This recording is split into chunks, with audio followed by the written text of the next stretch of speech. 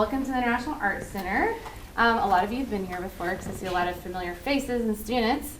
My name is Carrie Jackson. I'm the Director and Curator here at the National Arts Center. And today we are in for a treat.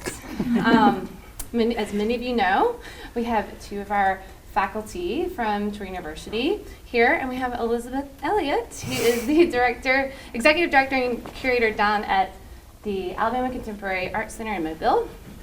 I was going to tell you just a little bit about them, maybe some information you don't know yet, even though you're their students and coworkers. Well, first of all, Jill joined us in 2024 over at the Department of English.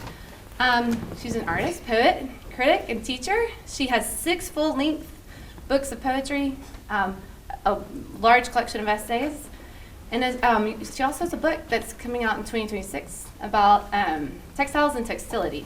And we're looking forward to seeing that. She has over 25 years of experience. She has taught large research universities, art schools, experimental colleges. And for her work in community-based publishing, she was named one of the world's most inspiring authors by Poets and Writers magazine. So we're so excited to have her here on campus. Yay!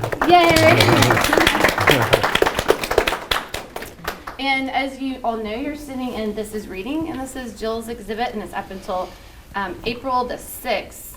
So you're going to hear a lot about that today in the Artist Talk and what Jill's practice is and how this came about. So we're looking forward to hearing more about it. And we also hope you can come back and see the show when we are not crowded in the space, because it is very beautiful, and she has worked so hard and has such a beautiful collection of work. So then we have Jonny Farrow, who is our local sculpture professor. What year did you join, Jonny? 2022. 2022. Yes. So only a few years before Jill. Yep. So he has worked in an array of experimental sound projects. Lots of sound has come from this building, where he has had sound class. What was it? Sound art. Sound art classes. Mm-hmm. Interesting things about Jonny. He's had an array of experimental sound projects and programs. He was in the New York Society of Acoustic Ecology, radio shows and collectives. He has an MA in music from the City College of New York and an MFA in studio art from the School of the Art Institute of Chicago. And fun fact, he was also an indie rock band in the 90s. Oh my gosh. Who knew that? That's how old I am. And he will do a live performance. Yes, and that's how irrelevant that information is live now. Performance another day. Yeah. When Corner Use the Wall is up until April 14th. So I hope you can all stay after this if you have not seen it, and while Jonny's here, and go check it out and see his amazing work. It's a very playful show. We've had our 5th graders here from our local elementary school, and they've had a lot of fun interacting with his work. So I invite all of you to really go in there, take a map, and explore, because it's really, really fun and exciting and involves a lot of interaction. So we're going to hear a lot more about that between these 3. And so this leaves us with Elizabet Elliot. I've known Elizabet for several years, and this is not her first time here in Troy, so we're so glad she's back. So Elizabet works with Alabama Contemporary Arts Center, and we have 2 more you're right in front of me. 2 more people from Alabama Contemporary Arts Center here. And we are so glad they're here to visit us for actually another project that we have coming in the fall, so stay tuned. It's going to be very exciting. So she's also worked at the Mobile Museum of Art. She's also in a band currently. Fun fact about old band people. But the most important thing about Elizabet is she is known around Alabama and beyond for being an art advocate. She is one of the hardest workers I know in the art field. So we are just so glad she's here to discuss these exhibits and art and life and whatever comes out of this talk today. So give a round of applause for our panel.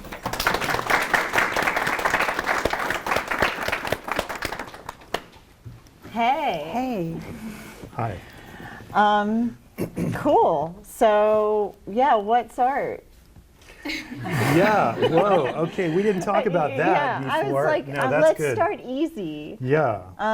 What isn't? Yeah, I think is probably more appropriate. So one of the things that first of all, I'm really honored and grateful to be here with you guys and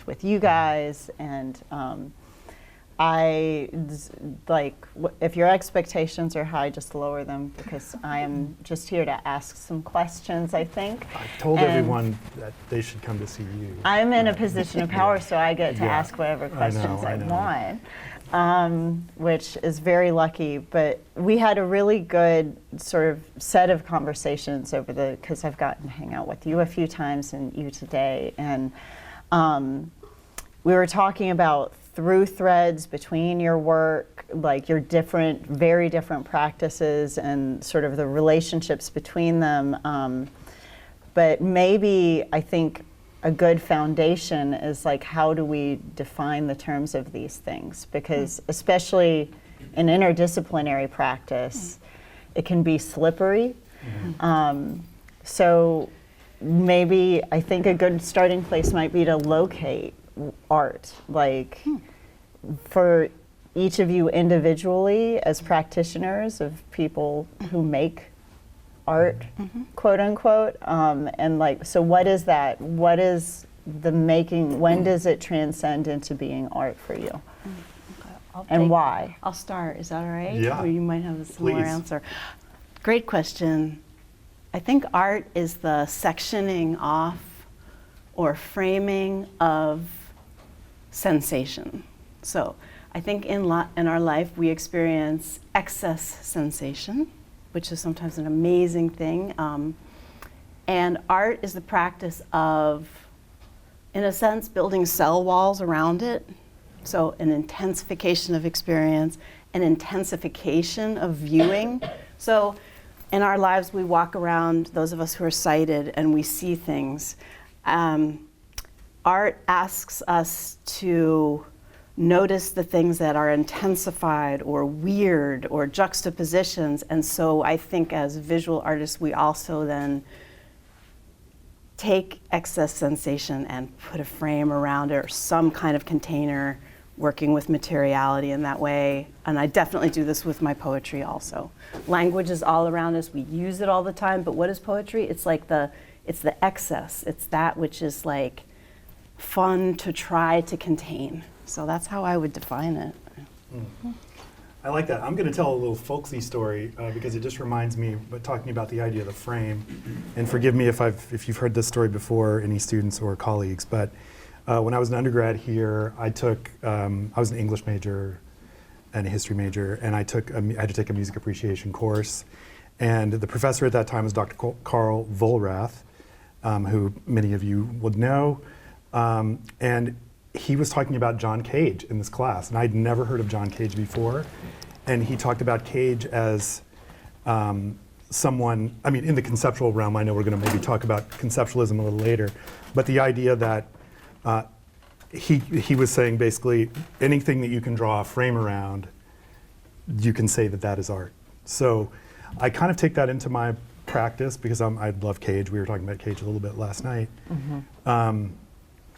So I really do believe that. I believe anything that you have as this sort of maybe excess that Jill was talking about, that you can then frame and say, let's look at this carefully, then that is what it is. So if you made it or you found it or whatever it is, it's the context that you're placing it in, those relationships that you're creating, trying to create maybe new meaning with those relationships, and the artist's job is to do that framing, I think. So yeah, so I really agree with what you said there. Oh man, we agree. But I wanted to give that folksy bit in there because that was very meaningful for me. Yeah. That he said that, and I obviously I still tell the story because it was so meaningful, such a meaningful experience here at Troy for me. Yeah. Yeah.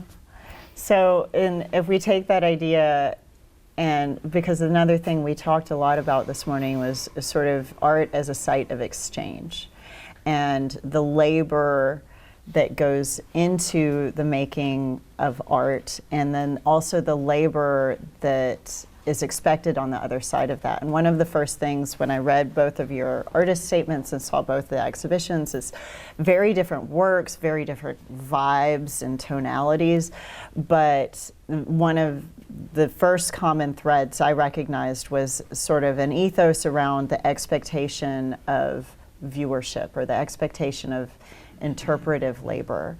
That you're both asking either implicit or explicitly for an engagement, for a dialogue, for participation in your work. If we go back to the creation of the frame, that I think is as much about like what is singled out as what's left behind. And so how do you sort of navigate your own labor in making those choices and choosing to release certain elements as well as choosing what to sort of grab a hold of? You want to start on that one, or you want me to? I think I can briefly, and that's a really, really great question. I think I want to say also that there's a really great anthropologist.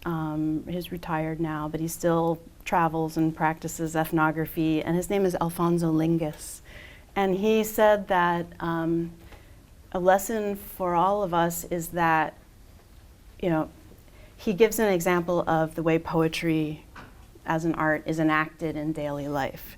And his example was seeing someone in a city wearing a business suit during their lunch break, taking part of their sandwich and feeding it to the birds. And he said, seeing that made me believe that everybody has moments of being a poet, being an artist. There's not necessarily the requirement that he had to feed that bird. He was wearing business, like not an artist, not a poet, but that kind of ability to see those moments in life as little poems, little art moments is really what I think about for an audience.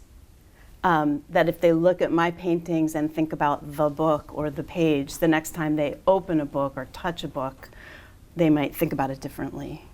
Yes. Yeah? No, yeah. Yeah, so the question is kind of like, what is the labor that we do? Where are you in your work? Where am I in my work? Yeah.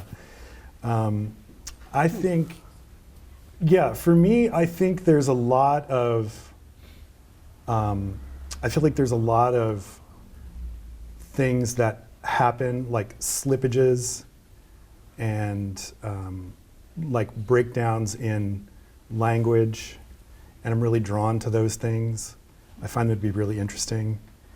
And so I think I just try to be open to receive those when they're coming from wherever they're coming from.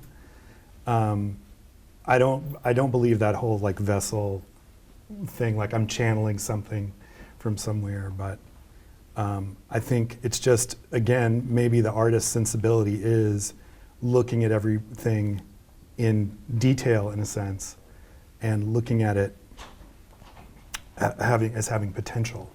Because that's another thing that I do in my work is I like the idea of things that have potential to do something or something that's just happened, and I think that's a huge influence from, what's his name, the guy? Kinetic sculpture guy? No. Why am I spacing on his name right now? Ilya Kabakov. Yeah. So Ilya Kabakov, I think, had a really big influence on me. So I don't know if you guys know his work or not, but he was like a Russian artist, he and his wife, and he has this really awesome piece called "The Man Who Flew into Space from His Apartment." You know it? Yeah. Anyway, you're shaking your head. I know. Sorry. And so it's this total installation, this room that he built, and there's a hole in the ceiling and this kind of very DIY kind of chair or seat that's there on this like stretchy springs thing. So it's as if he sat in it, got the potential energy and like blasted through the roof. And what you're left with is that scene. The person, the artist is no longer there. Right. Or the man is no longer there. But the sort of evidence of that being there is that. So I think I like those traces in a way, and I like to sort of express those in different ways. So I think that's where I am. I'm maybe the guy who flew into space from my apartment, but you can still see the apartment. Yeah. You know, Yeah. I guess that makes sense. Yeah. Or not. So there's evidence of a labor, but there's also this imagined other space that you're trying to create, which I think is true of both of your practices. Yeah.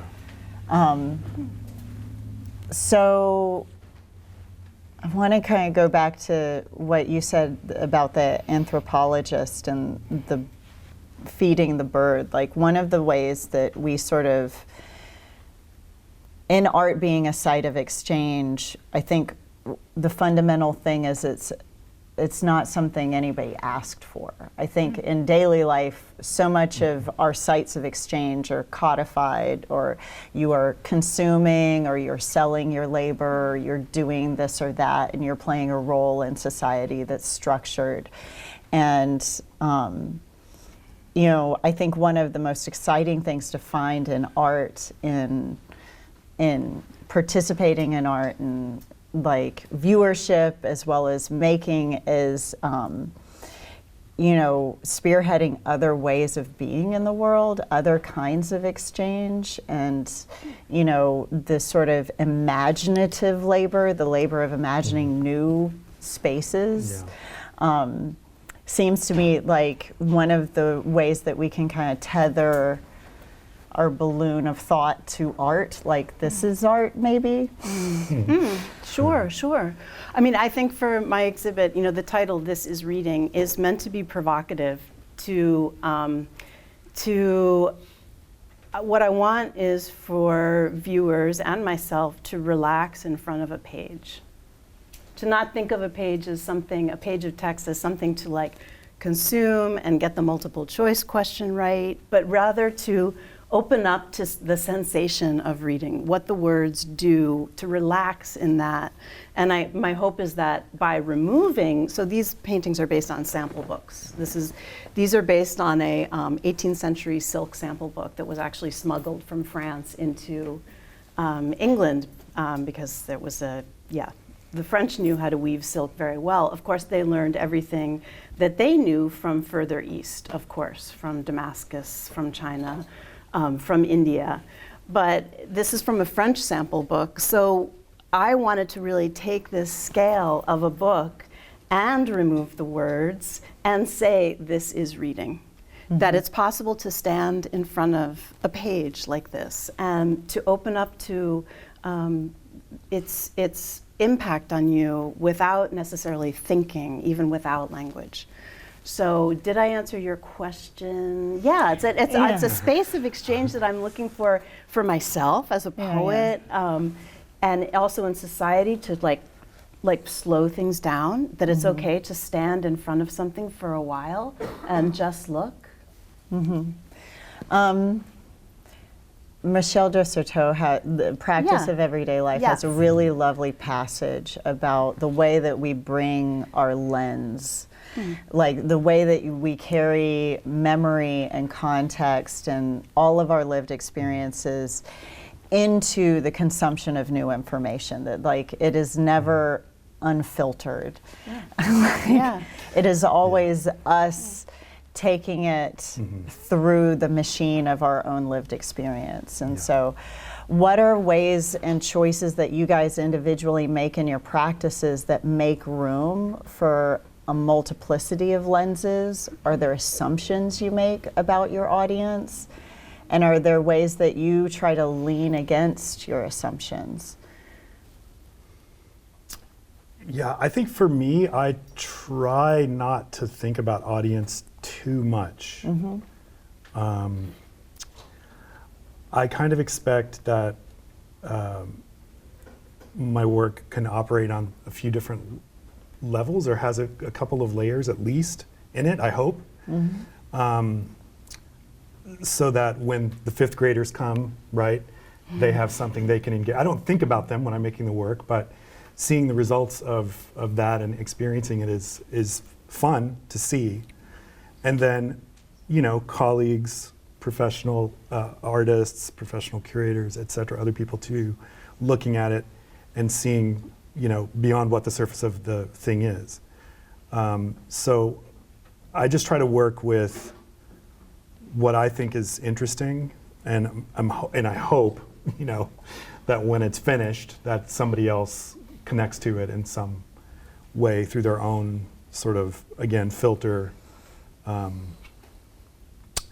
one of the most valuable pieces of advice I ever got, like in grad school, was sort of take away as much as you can take away from the work, and leave only what does the work of the piece, right?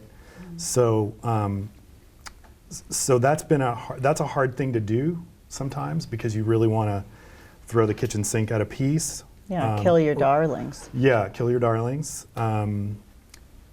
So I feel like that's something I always face, is trying to filter the filters, I guess, like in a way, so that it's only what's important is what's left. So I think that's kind of how I don't think about audience. Yeah. Right? Yeah. Yeah. Yeah, I think that's kind of also a common thread between your two practices, which, like,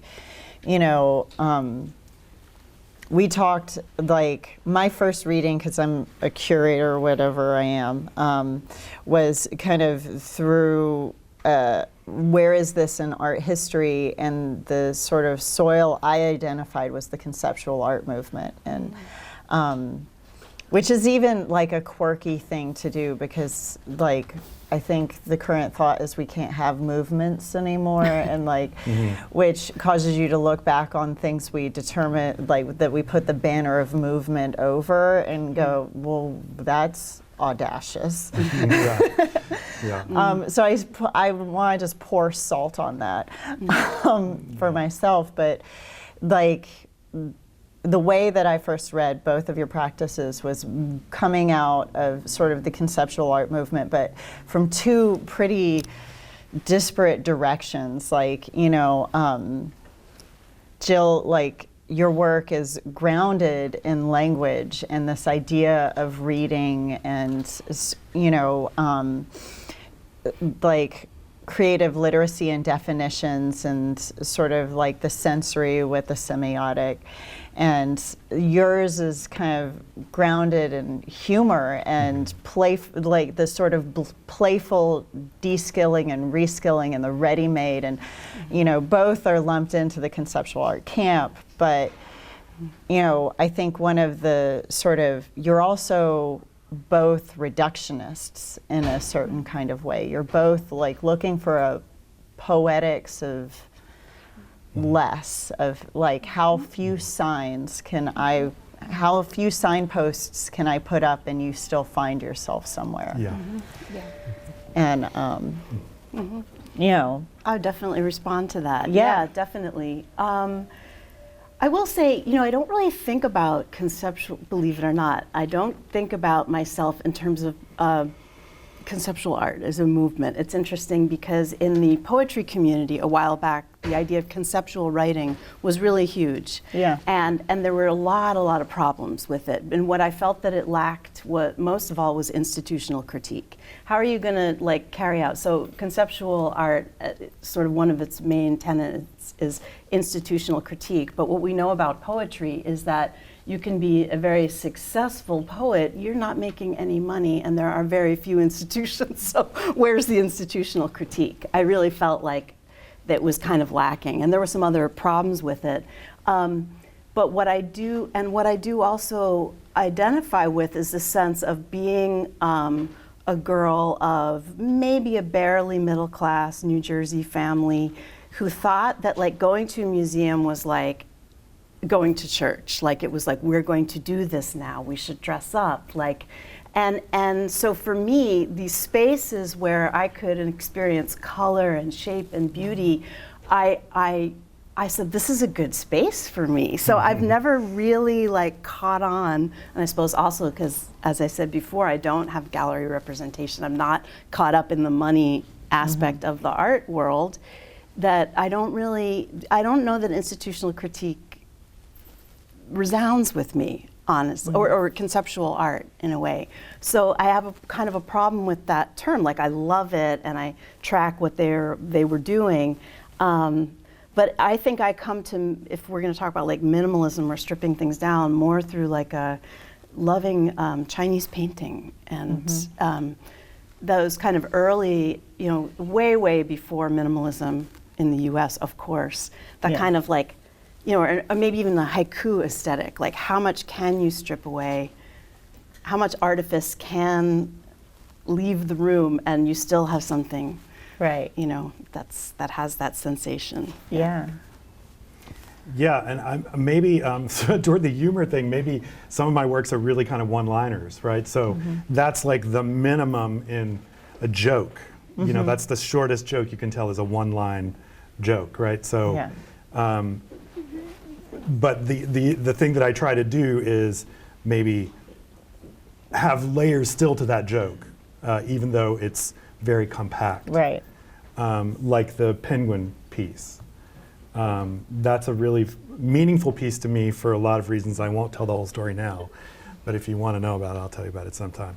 Anyway, the scrambling of the statement of we want justice to we just want ice says a lot about whatever you think it might say about. I mean, it is Right. what it's saying, what it needs to say, and it is a one-liner, you know, kind of. So.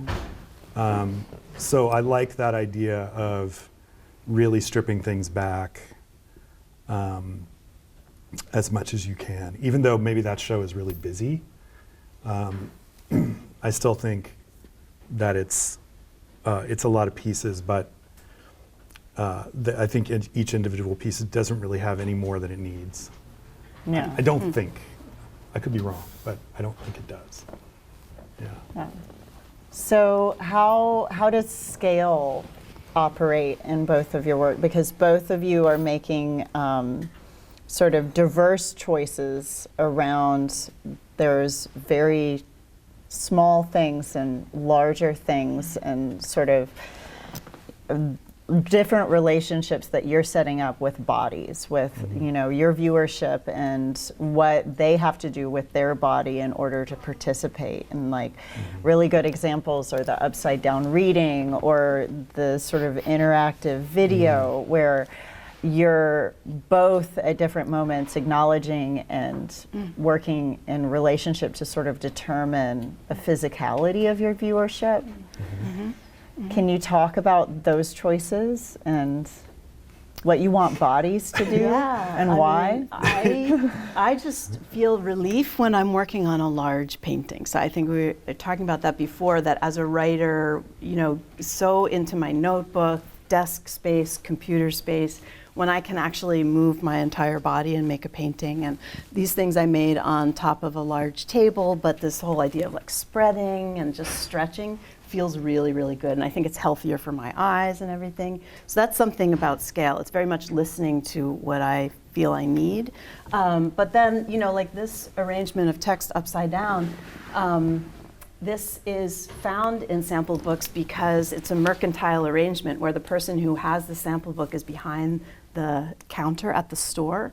And so this piece of text needed to be legible to them even as they're showing the book this way. So there's always an you know, which direction should the sample book be read in is about the mercantile arrangement, you know, and I just think that that's an amazing kind of blueprint for how to make a painting where I'm not really thinking about top and bottom, but I'm thinking about another dimension. Right.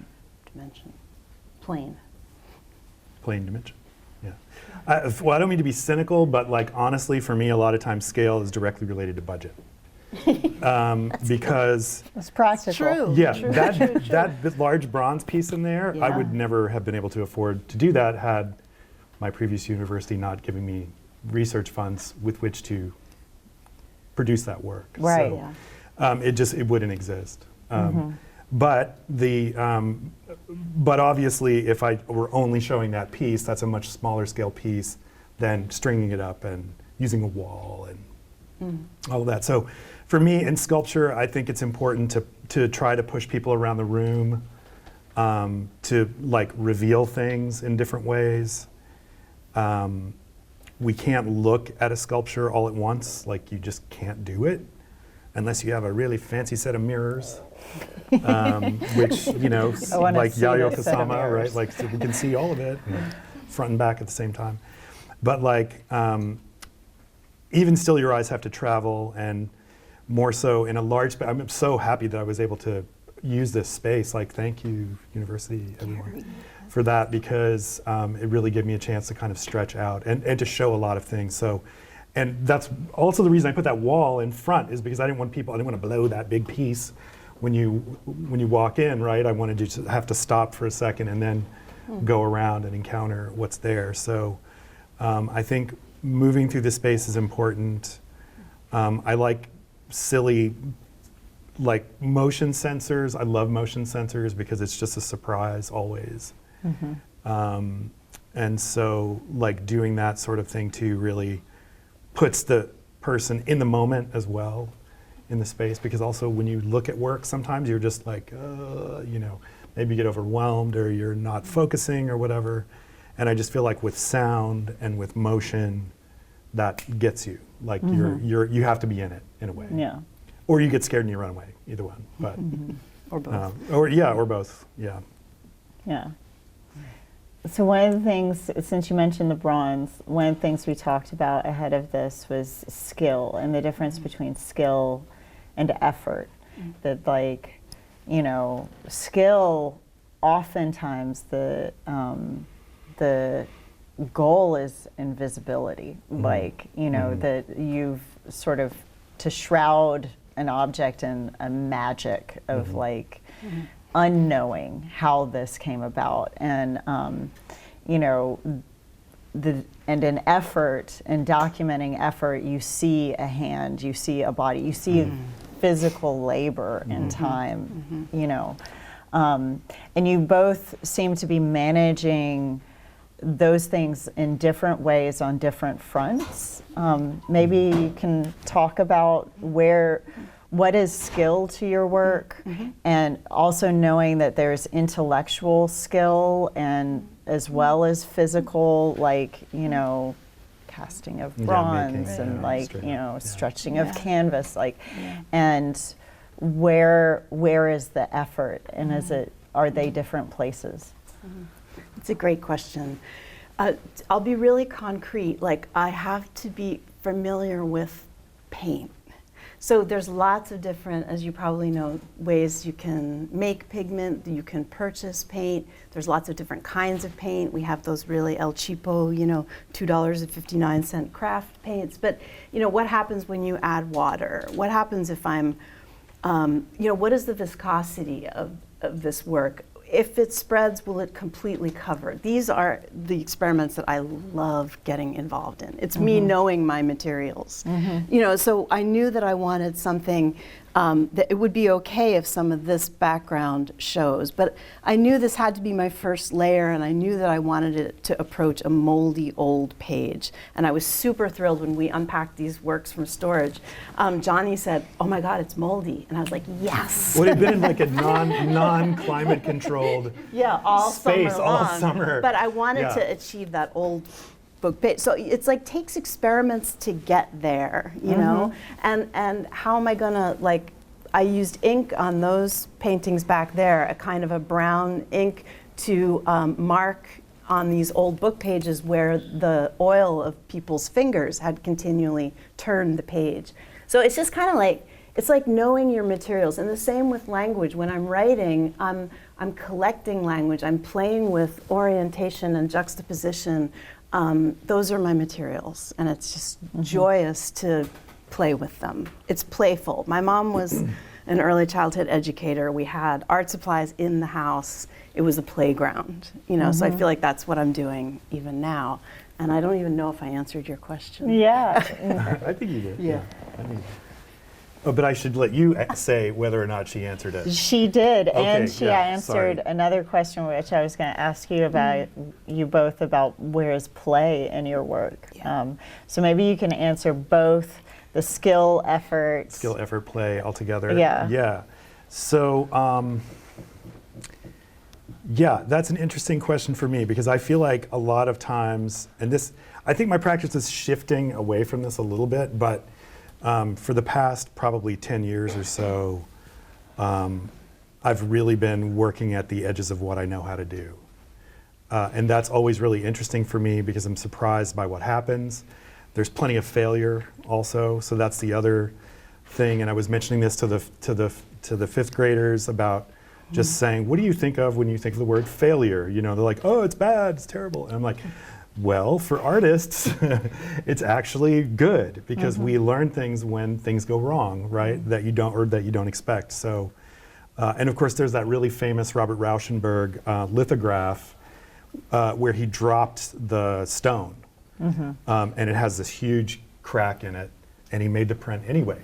You know, so it's of course then that's becomes a famous piece of Rauschenberg's, right? This mistake, this horrible thing that happened and crashed on the ground. So I kind of feel like I work a little bit like I don't totally know what's going to happen. And there's many other examples of that in my practice too. I won't bore you with all those details, but so I think it's like mad scientist meets comedian meets artist or something in a studio, and the bartender's a polar bear, and then a penguin walks in. Anyway, yeah, that's how that goes. So, yeah. I promised I was listening to you, but I thought of another thing while he was speaking. You don't have to Okay, listen to good. me. It's No, fine. about de-skilling. I do take that from the conceptualists. I'm like, yes, let's go for that. But a really concrete example for me in my work are these pieces that constitute this series of small works.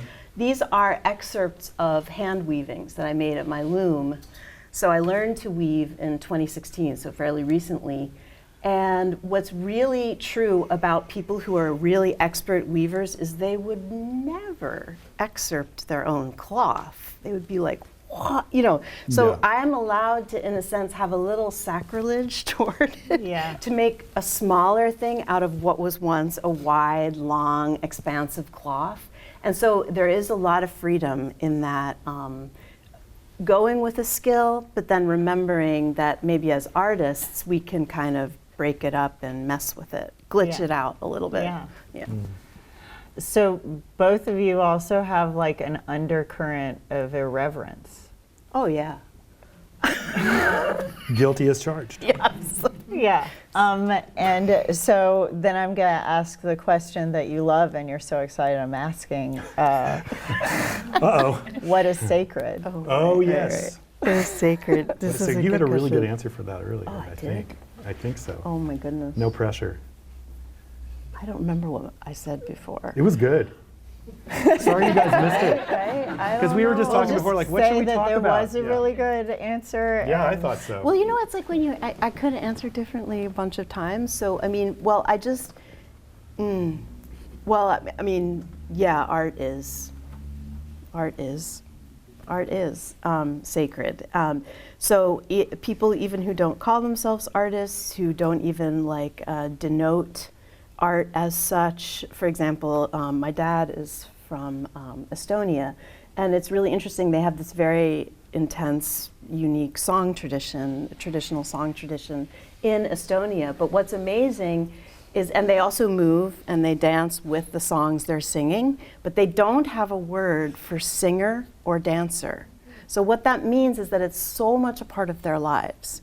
So this is the kind of threading through I'm always looking for, that an engagement with art in whatever context like reminds us that art is always there as a kind of a sacred space. It's something that like we revere it. If you love it, you want to like learn about it, practice it. When you love something, you want to like join in however you can, which doesn't mean it's easy, but it's sacred. I don't know if that, I don't think that's what I said earlier. No, I don't think it was either, but it was still good. I don't know. It's still okay. I believe that. Yeah. And I think it's like there is maybe, I mean, in your practice in particular, I think seeing Jill work all the time, literally, Yeah. it is kind of like almost like a ritual for you Yeah. that you use, Yeah. if I may talk about your practice. Yes. And I think we were saying this a little earlier too, is like, I'm a little more like what am I, like what now, kind of.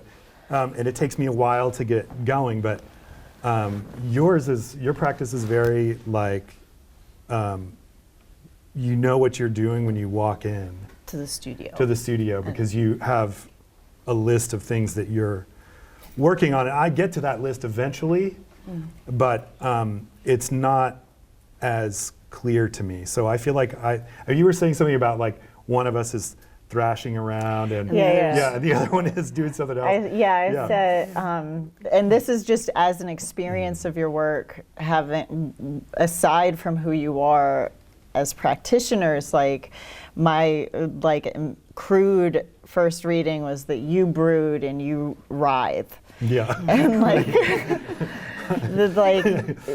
Yeah. Jill's work feels very introspective and interior and careful, and but also sort of like,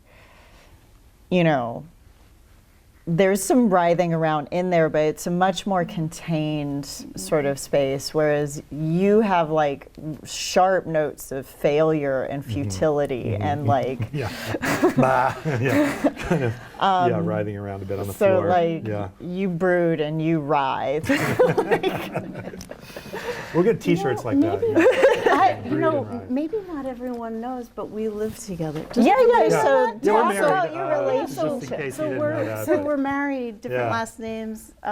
Jonny didn't decide to take my last name. I didn't like it. I'm not Jonny. offended. What? No, it's actually cool because it means like in Estonia Hill. they say it. No, well they say it means Mountain. mountain, But there's no mountains in Estonia. There's no mountains there, Anyway. just hills. So that's like, oh, look at this. Jill Hill. Yeah. It's like the Smith Moo of una Estonia. Maggie, or whatever it's called. Oh my God. Sorry, Estonian. Yeah, no, I mean, so talk about sacred. I think one thing that is true of your living life is this kind of commitment to, and I think it is something that together we help each other keep it sacred, is Lunch.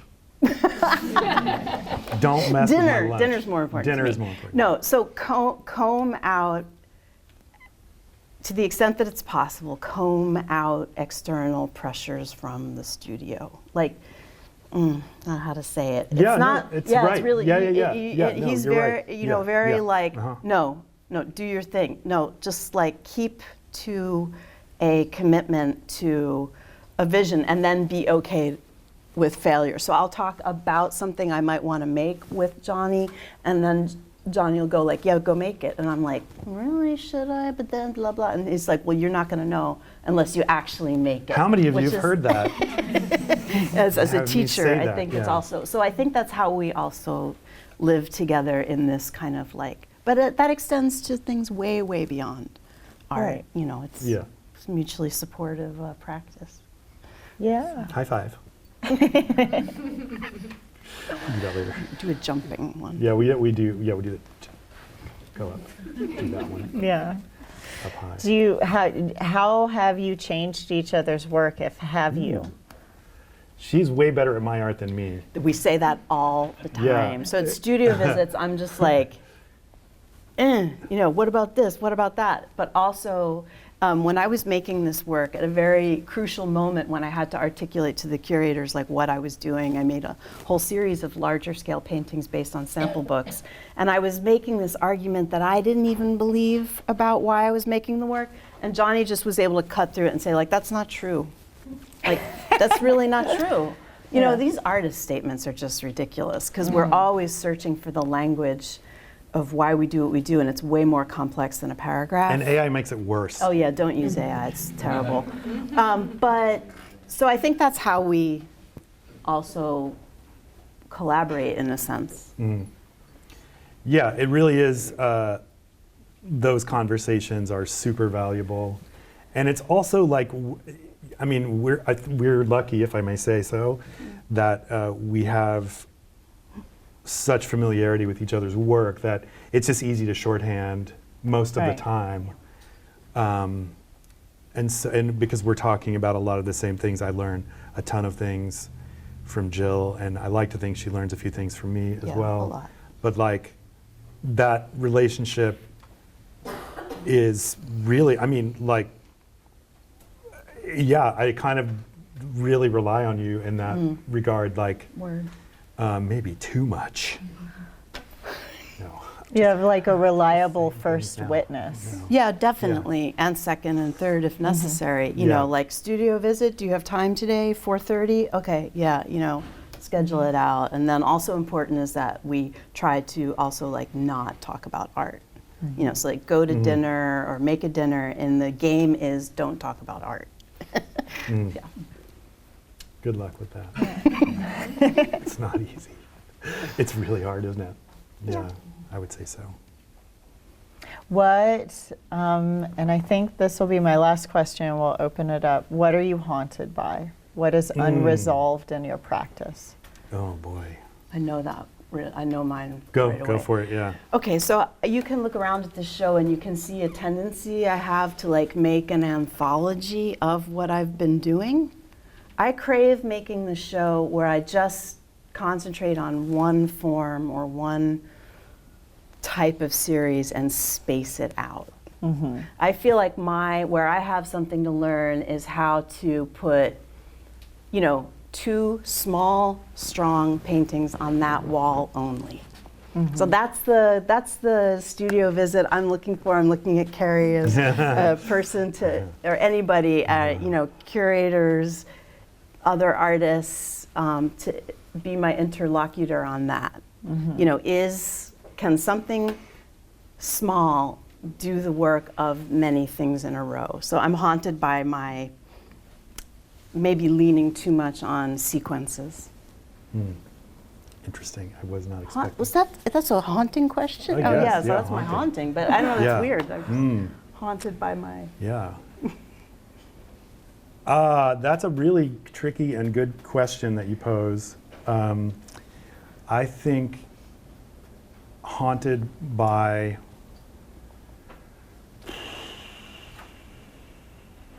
I want to say like it really could be just straight up anxiety.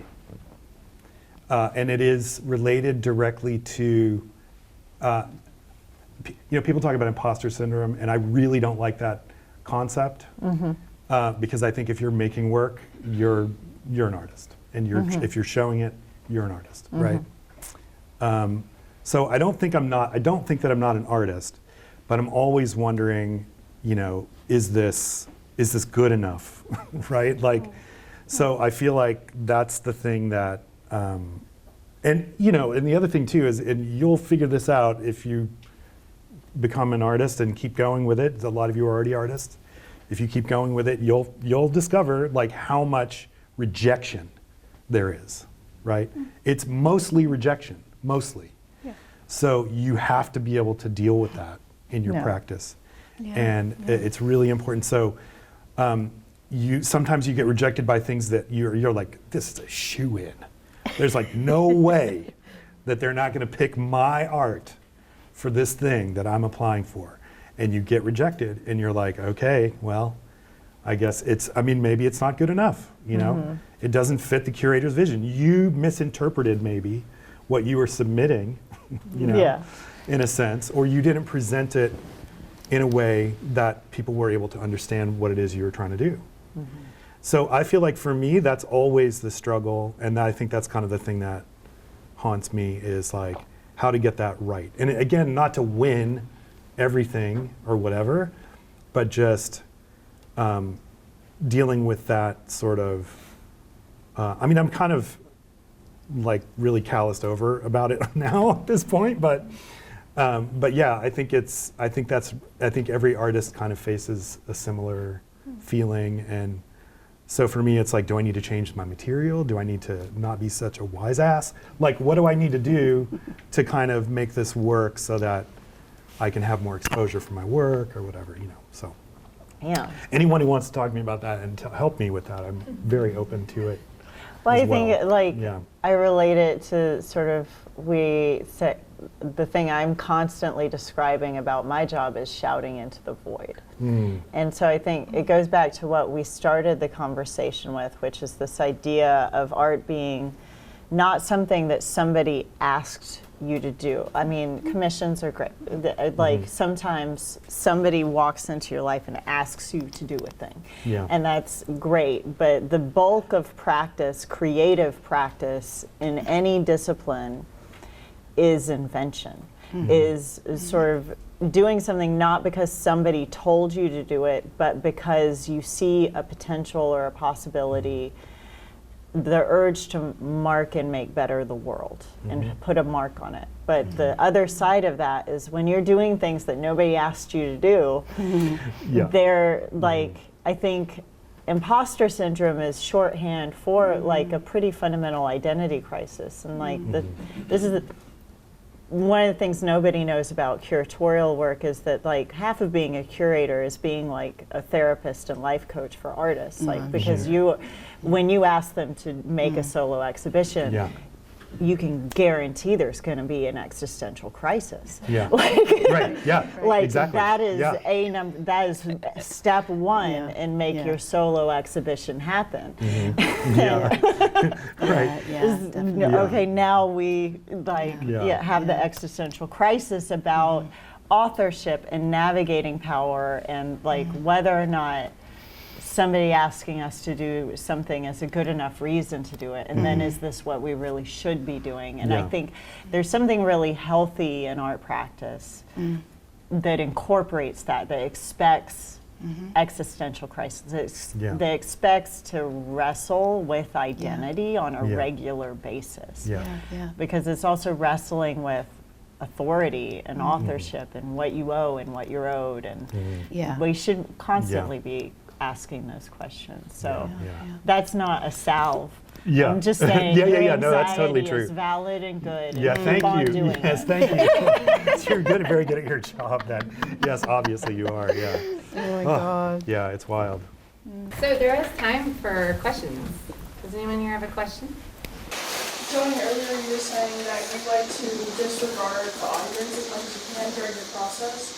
I'm just curious how that plays into also making the audience a part of your work. What emotions are present in this? How are you ignoring the nothing at all? How, like using interactive sort of electronics in a way to bring people in.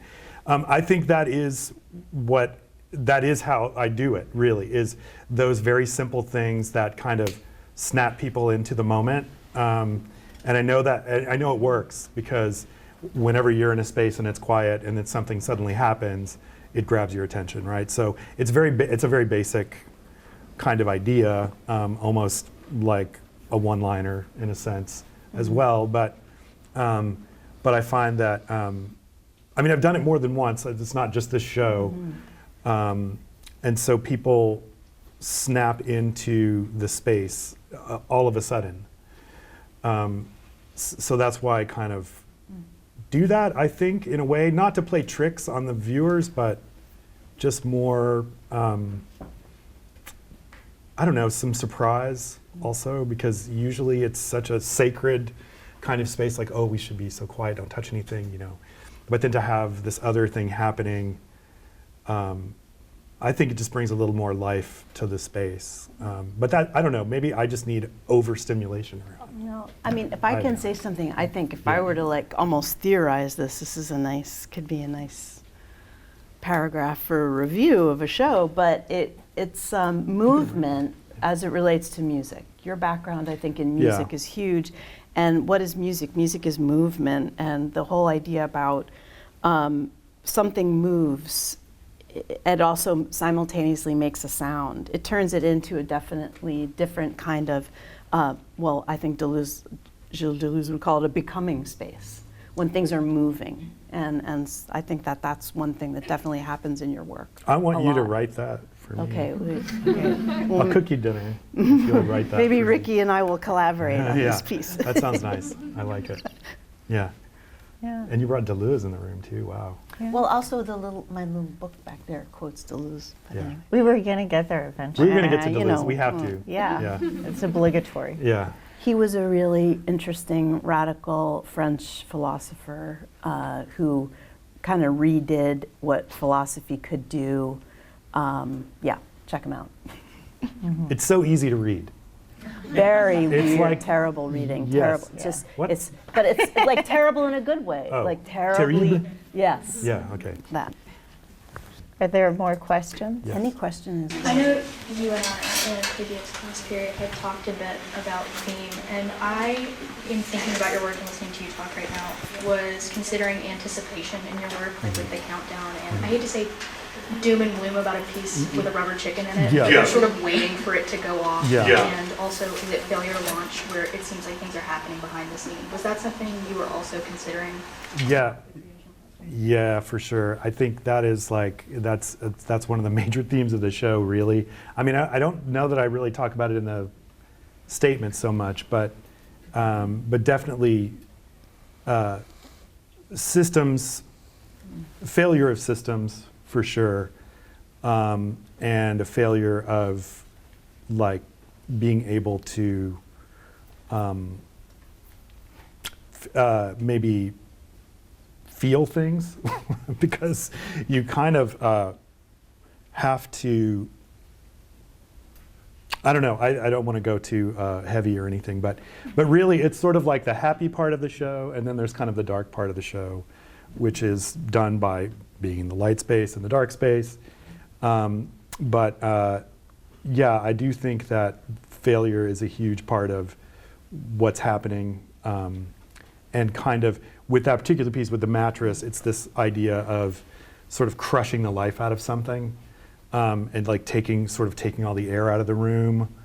And you know, sometimes people can feel like, students in particular, I think, can feel that like when it comes to engaging with difficult discourse around art. And so I'm just wanted to play with that a bit, but it's definitely that kind of disconnect between those two things. What's your favorite piece of his, and what's your favorite piece of hers? Oh, okay. I'll let you start on this because I'm talking a lot.